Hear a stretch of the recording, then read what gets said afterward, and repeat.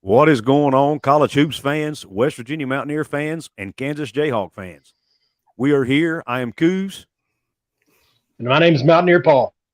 and we are joined by Braiden Turner, and you are on. Hoops from the Hills. What is up, everybody? Welcome to Hoops from the Hills. We're here joined by, you all know Paul and I already. Paul from over at Mountaineer Paul Talks Football. I'm Couz from Couz's Corner. And underneath us here, we've got a very special guest tonight to preview the upcoming Kansas Jayhawks matchup with West Virginia. Braiden Turner from the KC Sports Network. Braiden, how you doing? I'm good. I appreciate you having me on. I know we tried to work something out during football season, didn't get to happen. And I'm sorry my Jayhawks had to come into Morgantown and steal that one from you guys, but I'm pumped that we made this work and we get to talk a little hoops. Absolutely, yeah. Just a side nugget here, and then we'll get into basketball, but I was actually at that game, so I witnessed it firsthand. Still have nightmares about it. But anyway. I have a side nugget, too, if you don't mind. Yeah, go ahead, Paul. So just confirm or deny this for me, man. So what we were told, the conjecture was, so obviously the first game of the year you guys had a Cape game, right? Yeah. An FCS opponent. So the theory is that Lance had the entire offseason to prepare for West Virginia to run the offense he ran against Tech, and then they completely flipped it for us. They did not run the same offense from week 1 to week 2, which is why we look so bad in our run fits for that game.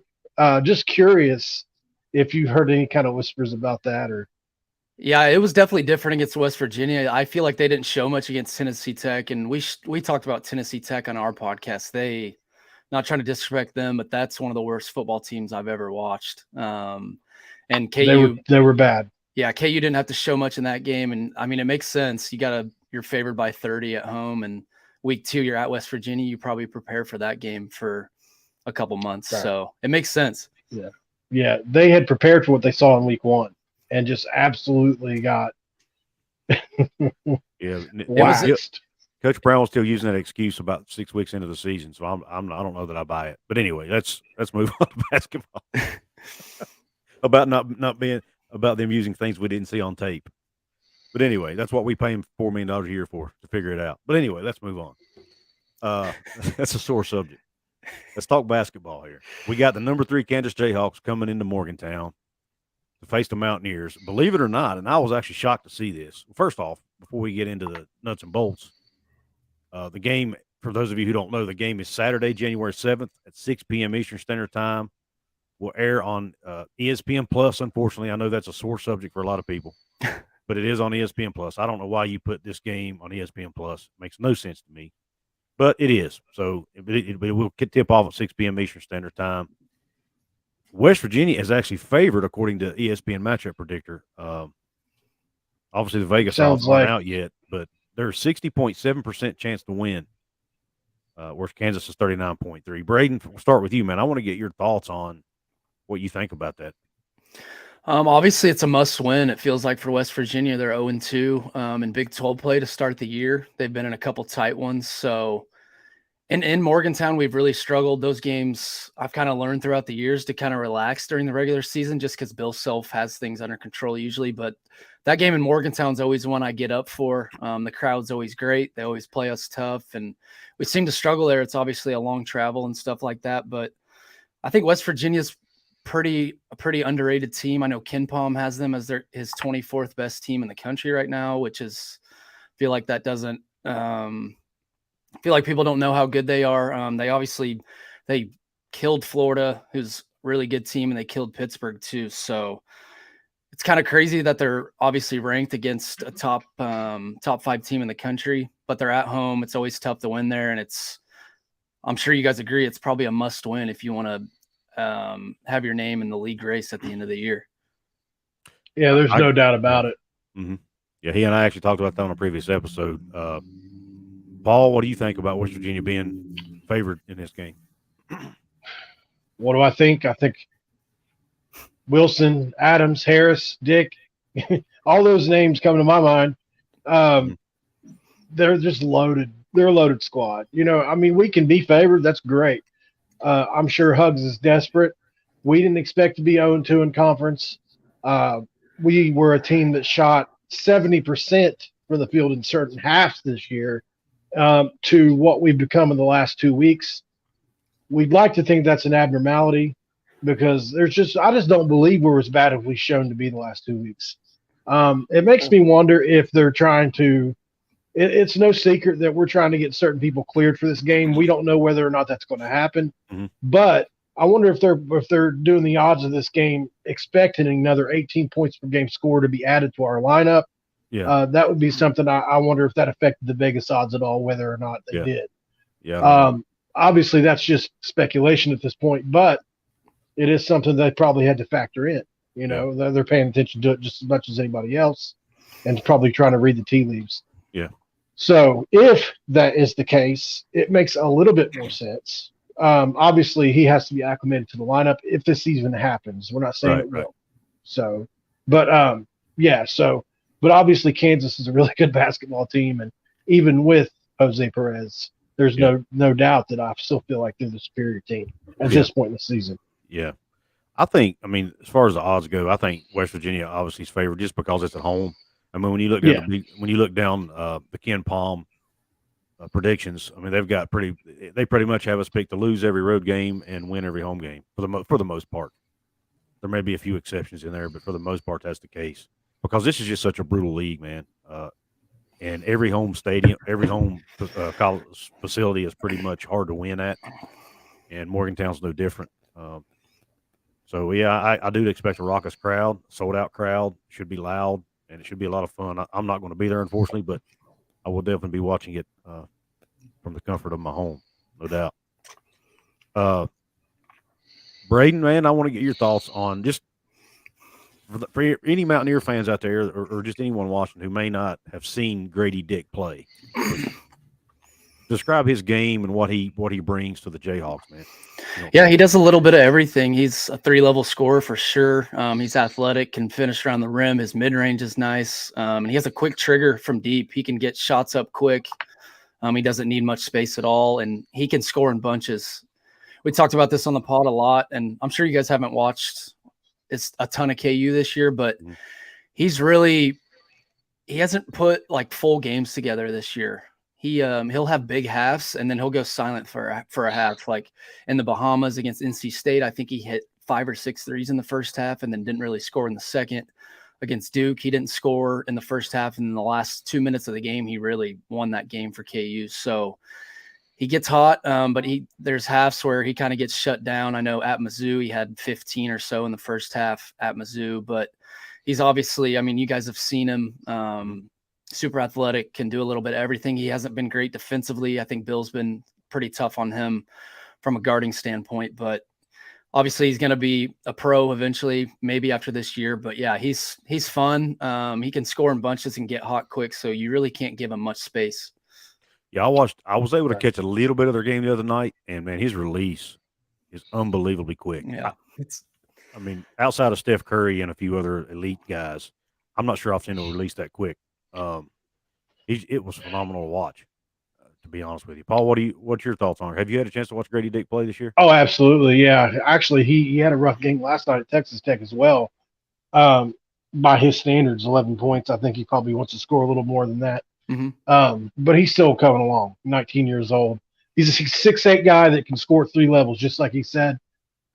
Ridiculously quick release. I would imagine him at Matthews is going to be on him with that 7 feet wingspan, one of the best wing defenders in the Big 12.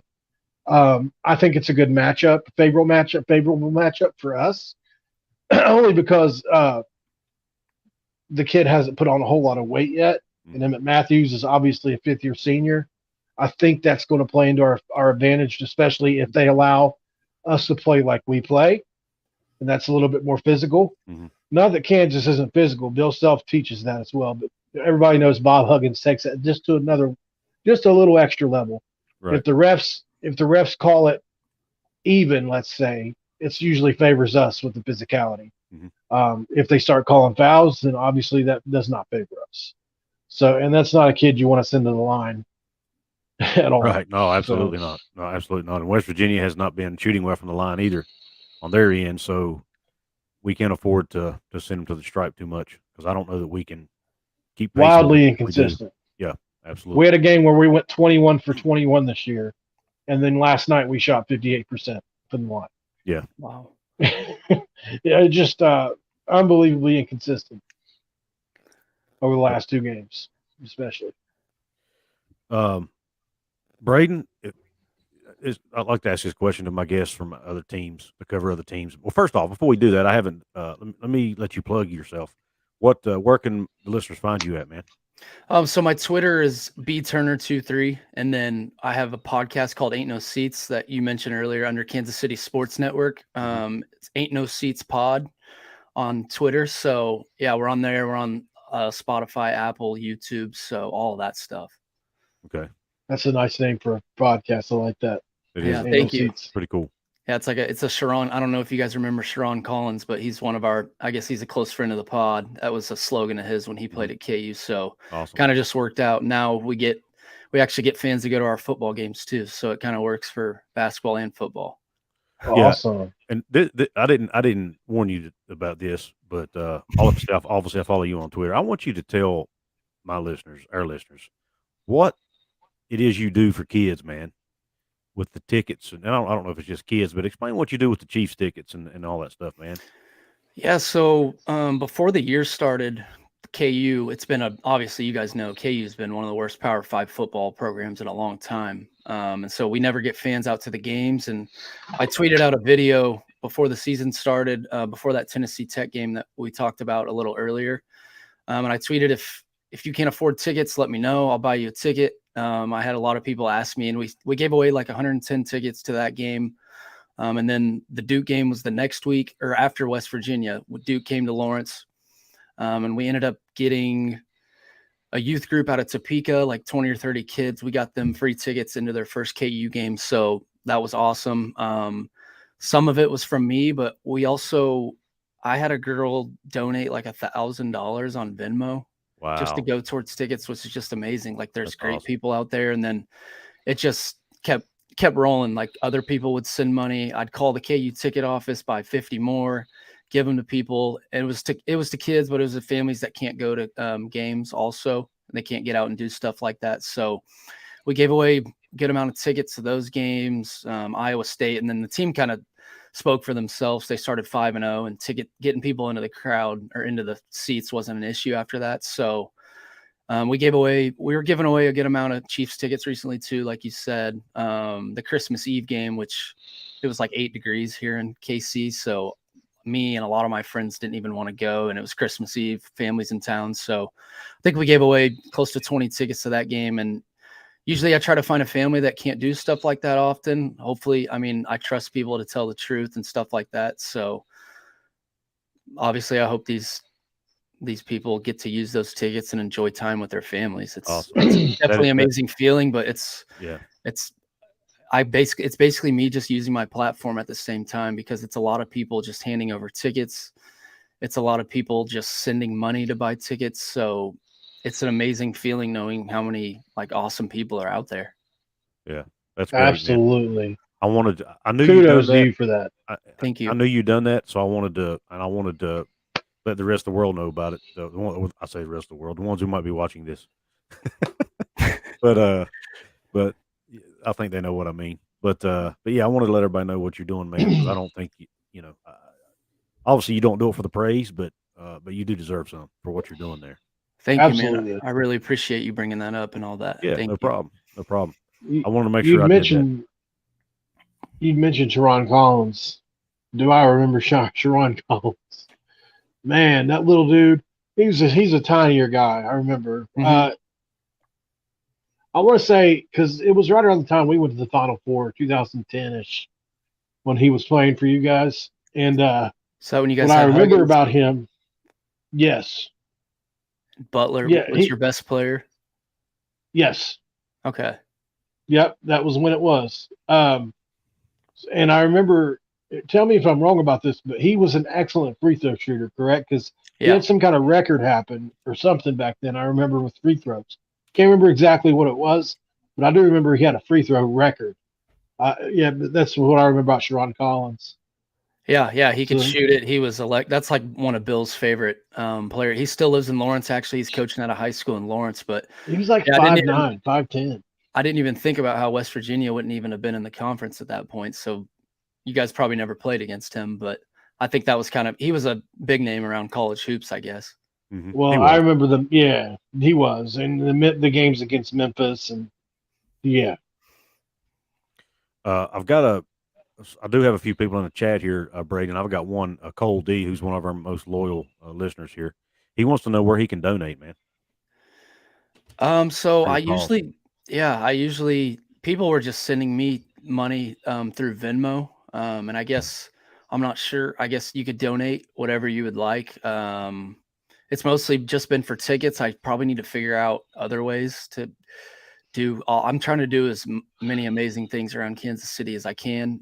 So yeah, if he sent money, I would have to.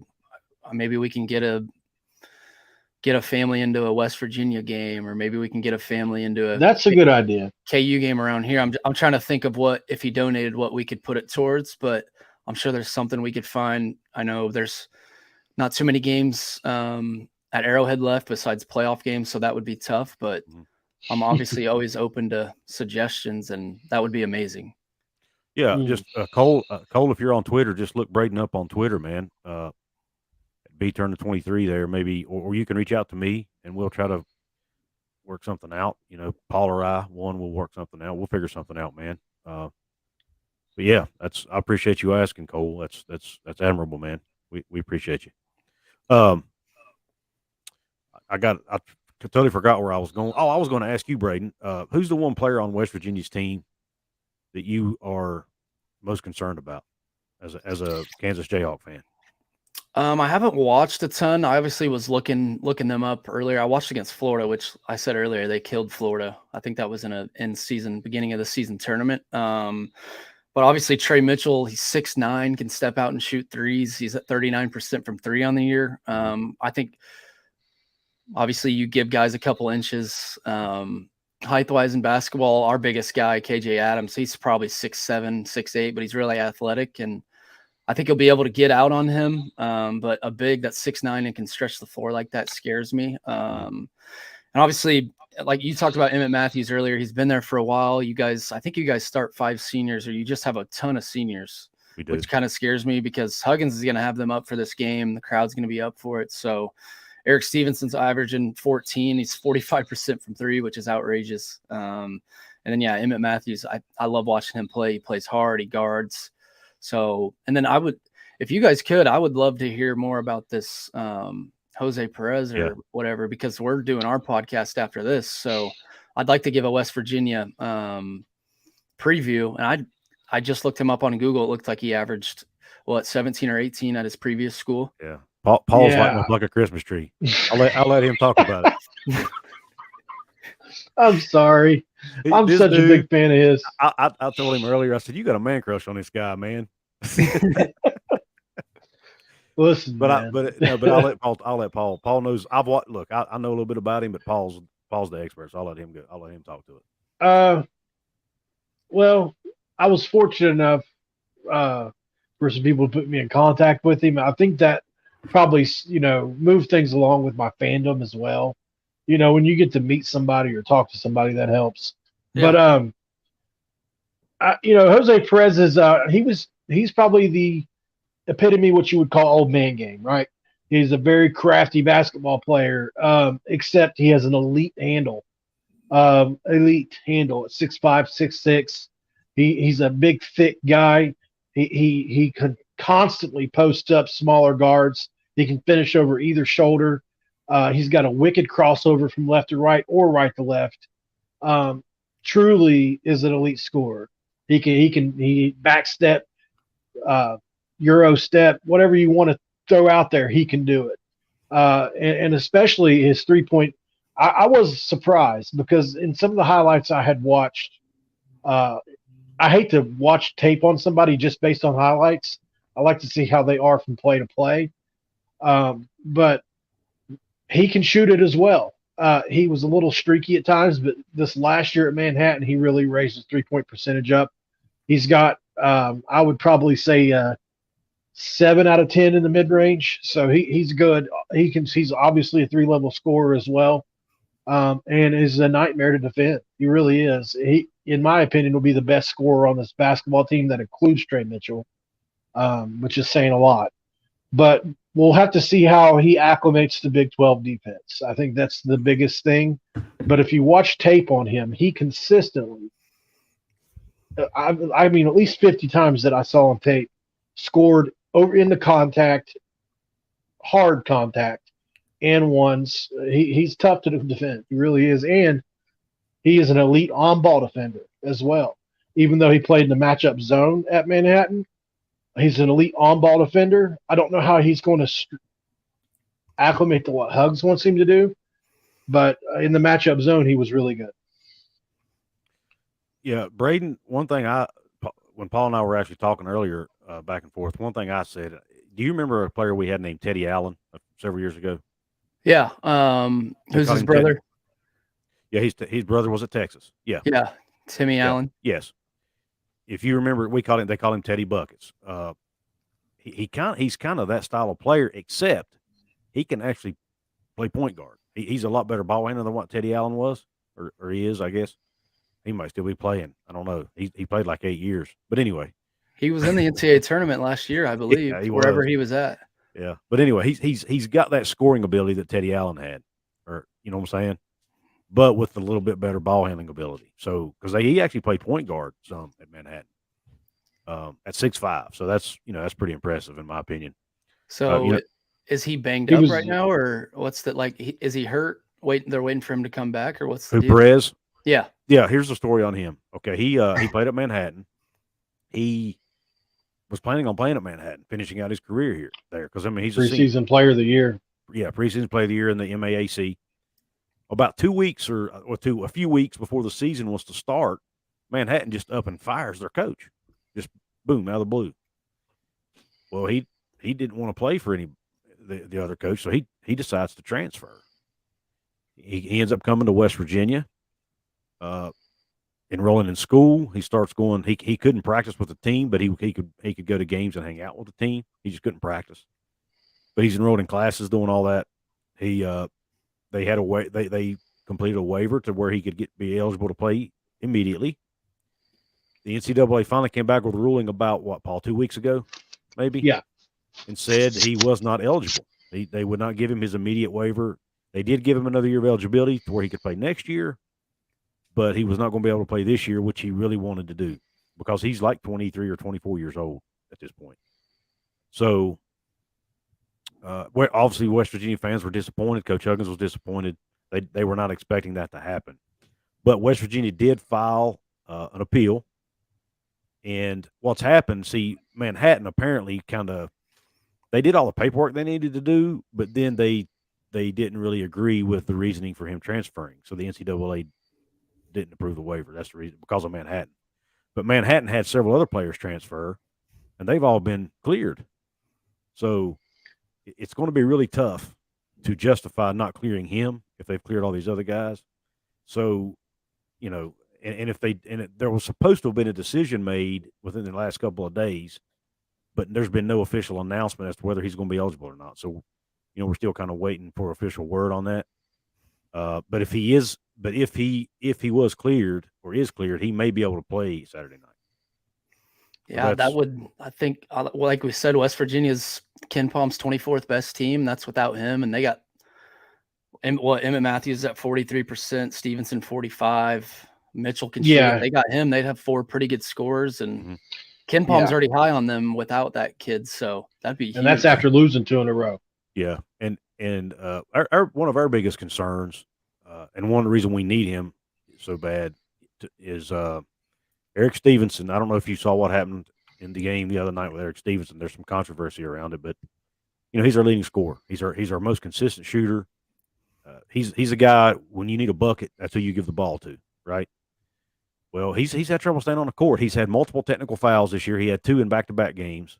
Damn. He fouled out in back-to-back games. And honestly, we had the momentum against Oklahoma State. We had taken the lead with like 6 minutes left in the game. On his three-point shooting, he made 3 3-pointers in 90 seconds. We got the lead. He comes down the court and makes some kind of gesture towards the fans. Technical foul. Towards Marcus Smart. Towards Marcus Smart. Marcus Smart was in the bleachers watching the game. So he does that. Well, that's his fourth foul. When the first thing it did, took all the momentum away from us because it stopped the game, gave them technical free throws. I mean, you know how it goes. Mm-hmm. So we lost our momentum. Damn. Well, then a few minutes later, he gets his fifth foul. So we lose the momentum. Then we lose him for the rest of the game. And after that, our offense just sputtered and went to hell in a handbasket, and we ended up losing the game by 7 points. And Huggins was furious about it. But my whole moral of the story is we need Jose Perez because Eric Stevenson hasn't been able to stay on the daggone court like he should. And we need somebody else that can score the basketball That can at the guard create. spot and create shots. Yeah. Because the other guys, Joe Toussaint and Kedrian Johnson, are really point guards. They're not really score first guys, you know? Yep. Trey Mitchell has to either receive the ball in the post or catch the ball off a screen or spot up. He's not really the best at creating his own shot. Same thing with Emmett Matthews. Not good at driving to the basket, really. He's good at stick backs. He's good at shooting off screens or obviously shooting threes. But not good at creating his own shot. And Eric Stevenson really is one of the only ones.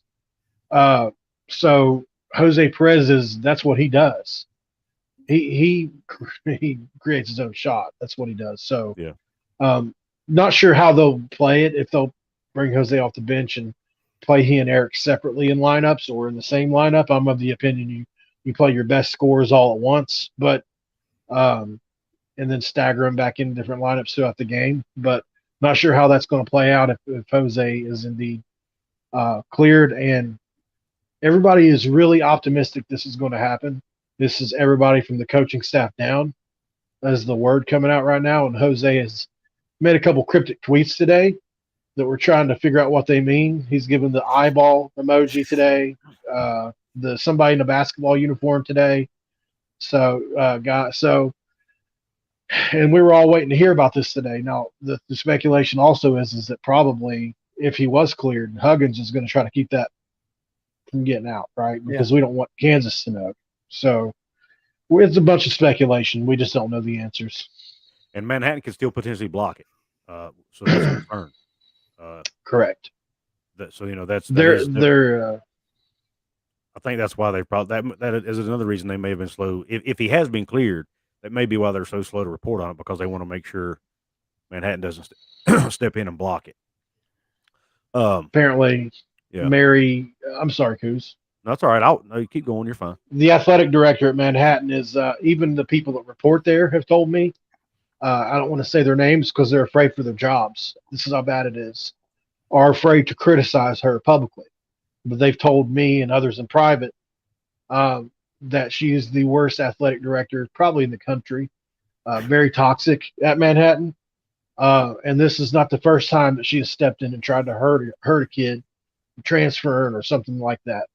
And listen, you want to talk about, they had to release a statement that ESPN picked up because I think she somewhere in the 200 to 300,000 range of people that were so mad when Jose Perez didn't get cleared. It was trending on Twitter, and not just like on the things that you watch nationally. You know, it was a big deal whenever he didn't get cleared because it was unexpected. That's a wild situation. I don't know why you wouldn't want to see a kid level up and go to a bigger school. You averaged 18 at a mid-major, and he went there for a certain, like a lot of these recruits go to schools for one certain coach. They want to play for that head coach, and he left. Now he want to go somewhere else, a bigger school, and get more publicity. And the fact that they would even potentially think about blocking it is wild to me. Yeah, I agree. Real quick, and then I've got a couple questions I want to ask you from the audience there, Braiden. But real quick, I think we'd be remiss if we didn't talk about Jalen Wilson. I mean, my God, the guy's averaging 20.6 a game. And I remember him from last year. He was he's a phenomenal player. I'm assuming he'll probably be a really high draft pick in the NBA. What's his game? How has his game progressed from last year to this year? Yeah, I got a close relationship with Christian Brown. He was drafted. He played at KU last year, obviously first round pick. God. And that name brings back nightmares, man. That's what I was thinking about Sean McNeil earlier. I'm glad he's not at West Virginia anymore to pull 30-footers all game on us. But Yeah. so Christian is really good friends with Jalen. Like they're best friends. They talk every day. And Christian he told me, he's like, dude, just wait for Jalen this year. Like he's been working all summer. He's about to have a year. He's about to go crazy. He was that close to going pro. Like people don't really know this. I haven't even said it on our pod, but last 5 minutes of the deadline, he decided to come back to KU, and he was gone. Wow. He won a natty. So we were thinking he might leave, and Christian's his best friend, so we thought he'd leave. But yeah, this summer he put in work. He's so good on the boards is the thing with him. He's active on the glass, especially on the offensive boards. He's averaging 8 boards. He's 21-8 right now. He's National Player of the Year candidate for sure. And I was looking last night, Fran Fraschilla or ESPN put it on the board, but there's been 2 guys that have averaged 20 plus at KU under Bill Self. It's Wayne Simeon and Frank Mason. And I think Jalen has a really good chance because he gets to the line. He gets a lot of stickbacks. He's not shooting it as well as he could. I don't think he's at like 33 or 34% from 3, but if he could start knocking down jumpers, it could get even scarier. Cause I mean, he's at 21 a night and he's only shooting it at a 33% clip, but he's been great. He's won us some games. He's had, I think, a couple 30-point nights, but yeah, he's been awesome. And it's awesome having that experience back from that national championship team, him and DeJuan and a couple other guys. But yeah, he's been as good as you can imagine. I think KU fans probably would have said he'd average around 15 or 16. I mean, Bill's teams are always pretty stacked. It's usually spread around from a scoring standpoint, but 21 a night at Kansas is pretty unheard of. Absolutely it is. And I got a question for you from Cole. I want to get to this because it's been up there a while. And Cole, like I said, he's one of our most loyal fans here. He says, I know he's gone, but did anyone in Kansas actually like Mitch Lightfoot? LOL. He's such a good guy is the thing. He's a great guy, great ambassador for Kansas. I know a lot of companies around here paid him NIL money just to promote because he'd been here for a while. He was on so many good teams here. It's crazy that the team that won it did, but Mitch he's a really good guy. We had him on our pod, and it was a love-hate just because, I mean, he didn't progress a ton while he was here, and there would always be bigs that would play over him, but I thought he was awesome last year. He's not a guy that's going to go for 10 and 8 or whatever, but he'll come and give you solid minutes. He knows the system. He'd average he'd have a night where he had 6 points, 4 boards, take some charges and some block shots. So he'd always play hard, take charges, block shots. So yeah, he was at KU forever. That was a joke, obviously all around the country, but he's a phenomenal guy. Yeah. What's he doing now? Is he playing professionally anywhere? Yeah, he's overseas. I forget what countries he's in. I heard from him about a month ago or so, but he's overseas. He posts videos on Instagram every once in a while. So it's good to at least be able to keep up with some of those overseas KU guys. Yeah, absolutely. A lot of West Virginia's former players are doing that too. The ones, obviously we've got Deuce and Javon Carter in the NBA, but actually I think Gabe Osaboyan's even playing for an NBA G League team right now. But you've got guys like I'm trying to think overseas. Devin E. Banks from back in the Final Four team. Kevin Jones, yeah, guys like that playing overseas. There's a Nathan Adrian. I'm sure you remember him. Mm-hmm. He's playing overseas. So we've got a lot of guys that are, and there's a whole lot list more, but there's a lot of guys doing, playing overseas, and they can make a pretty good living doing that, from what I understand. So, yeah, several $100,000 a year in a lot of cases. So it's not bad. Cavs G League. Thank you, Luke Bart. He's playing for the Cavs G League team. I know Keith Langford. I don't know if you guys remember him. He played for Roy. Oh yeah, played for Bill for a year. He's one of the most highest paid overseas guys ever. He made a killing over there, and the fans are obsessed with. I mean, the diehard fans over there, they were obsessed with Keith. I know that. Mm-hmm. Well, interesting. Paul, do you have any other questions for Braiden, man, before we let him jump off? I know he's got to get ready for his podcast. Well, let's get a prediction. Let's get a prediction. All right. I'm kind of torn just because we've been talking about it. It's a must win. We always struggle in Morgantown. I don't care what year it is. We could have the best team in the country. You guys could be a decent team, and it's always a really good game in West Virginia. I think the matchup's pretty good for KU. I think KJ Adams will be able to get out on Trey Mitchell, hopefully contest a little bit, not let him get hot. A lot might ride on that kid from Manhattan if he's playing or not. He's going to want to show out if he does play. Yeah, so I think there's maybe the pressure will get to West Virginia on a must win, but they always are up for this game. The crowd is Bob Huggins. So I think it's going to be a tight one. I usually honestly pick against KU just because I'm kind of like that. I can be pessimistic at times. So Right. I think KU wins a tight one in Morgantown, but it's going to be a really good game. Okay. Paul, what do you think, man? Man, it's tough, isn't it? I'll tell you what. If Jose Perez plays, I'll say that lifts West Virginia to a win at home. I'll say 96-92. If both these teams are going, it's going to be a high scoring game for sure.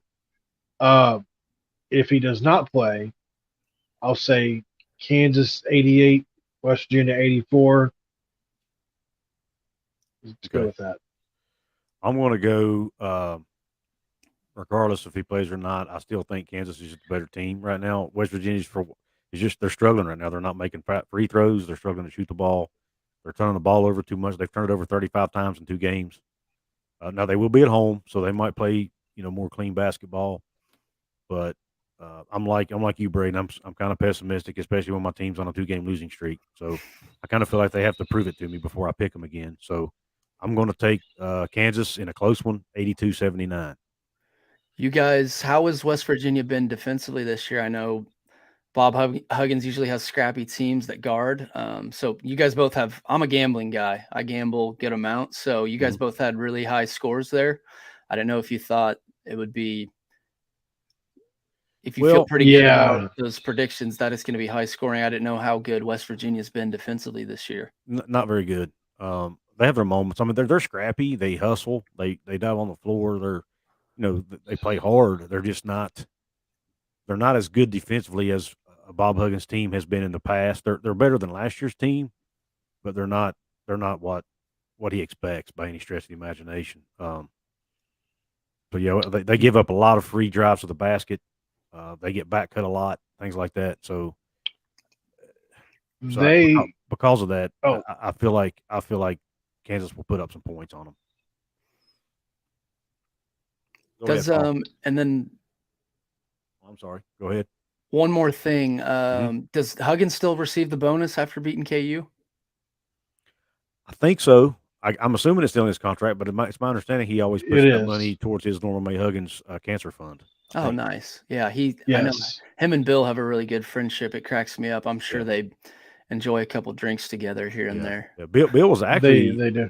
Bill was actually the special guest. He does an annual fish fry every year to raise money for his cancer fund, and it's in the name of his mother. And Bill was actually his special guest last year at that event. I didn't get to attend it, but I saw some pictures and stuff from it. So that's how close they are. We got Charles Barkley coming in this year. Yeah. Nice. He's something else. Hugs, man. He's got people from everywhere. He's got a thick Rolodex, man. Yeah. On the defense, I'll say this team, they'll have possessions where the rotations are so crisp, and I'm thinking, okay, it's finally clicked. You know how you'll see those tennis matches where the point lasts for 5 minutes? Yeah. I mean, they do that sometimes in rotation. They keep getting out, they keep getting out, they keep getting out, they keep rotating. But what I found to be true is if teams are patient enough, they'll make a mistake eventually. Like Couz said, back cut, whatever it is. And it really is just a byproduct, I think, of the transfer portal. This team has only been together still yet after remember our preseason predictions. This team has still only been together for a total of 13 games, right? Or 14 games or whatever it is. Yeah. So I still believe that this team is going to improve. That is my belief. I still think they have some improvement to do. What about Kansas's defense, Braden? It's kind of the same. It's kind of been inconsistent. I think KenPom had them as the 6th best defense in the country before the first 2 Big 12 games. I was at the Fieldhouse on Saturday in Oklahoma State. They couldn't miss, but they scored 45 in the first half, and then Bill was pretty pissed at halftime last night. I know Tech did whatever they wanted basically in the first half, so kind of just depends. I mean, they got embarrassed in the Bahamas against Tennessee and came back and were really good defensively, and I think That's what I've been saying on our podcast. I think they have the chance to be really special defensively. It just hasn't all clicked. They got DeJuan Harris, who we haven't talked about, and that's a guy that you look at box scores and wouldn't think he's that good, but he's so good. I mean, you guys will see it. He'll make extra pass or lock down someone defensively. He's so good. Bill's obsessed with him.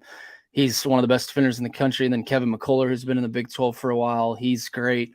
KJ Adams, he's been getting Draymond Green comparisons from Bill Self, which is pretty wild for Bill. Yeah. And he's been – KJ Adams has had 7 straight in double figures. He was really struggling to start the year and then went to Mizzou. He had 19 and 6.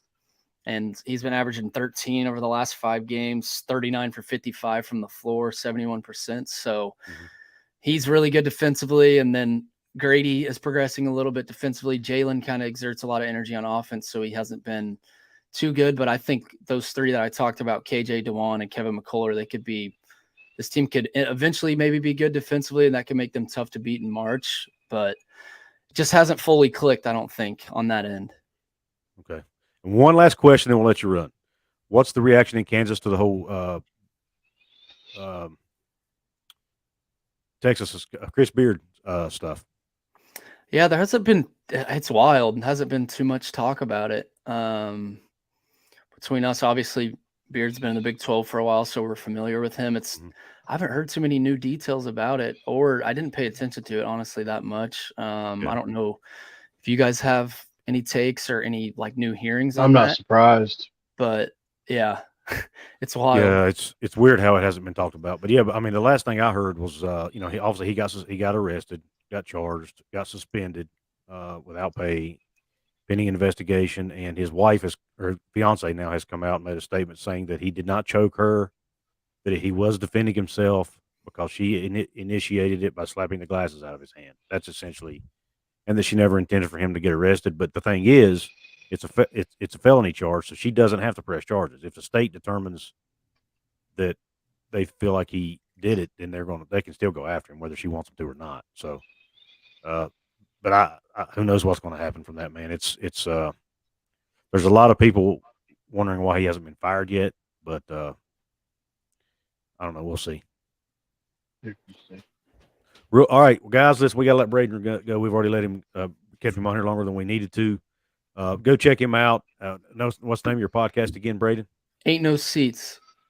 It's Ain't No Seats Pod on Twitter. So okay, check him out any over KU there. fans, I'm sure West Virginia fans won't want to follow and listen to us talk about KU basketball. Maybe hopefully repeating this year. By the way, hope not.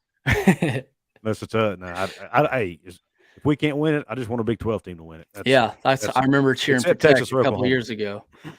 Tech a couple years ago played Virginia, and that game went into OT. Was really tight. I wanted Tech to win that, which was Chris Beard, by the way, also. But So anyway, so go check Braiden out. Ain't No Seats Pod. Follow him on Twitter. Check Paul out at Mountaineer Paul Talks Football. And of course, subscribe to us here on Hoops from the Hills. Check me out over at Couz's Corner. Find us on Twitter at Couz206, at Paul Mountaineer, and at BTurner23 as well for Braiden. That, guys, we're going to call it a night and let Braiden get over to his podcast. Braiden, thank you a lot for coming on, man. Yeah, you guys seem like – sorry about that, man. I was going to say, you guys seem like awesome guys. Good luck to you guys in the future doing all this stuff. Justin, I followed you since we got in contact before the year. You're obviously super up to date with the team. Seem pretty positive, always giving out news. So I try to be. Yeah. So West Virginia fans are lucky to have you guys for the latest news and stuff like that. So good luck with everything. And I'm sure we'll do this again. We need to have you guys on our show one day to talk Westfall football or basketball or whatever. Yeah, man. We would love to, man. We'd love to. We'd love to, man. And we, like I said, we appreciate you again. Kudos to what you're doing for the kids and families there in KC, man. And hope you have a good show tonight. Awesome. Thank you, guys. Have a good night. All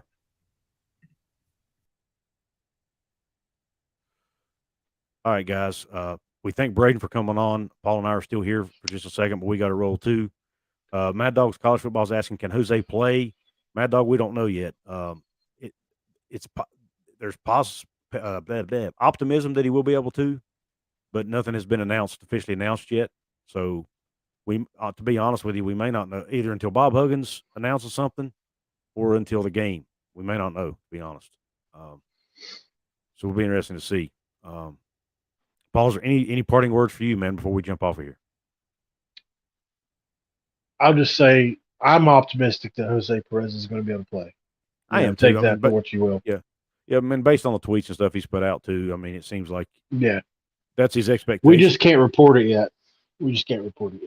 Yeah, but we'll wait and see. We'll wait and see what's happening. Yeah, like you said, it's got to be official before we say anything. But we feel good about it. But until something's official, it's I hate to put the cart before the horse, as they say.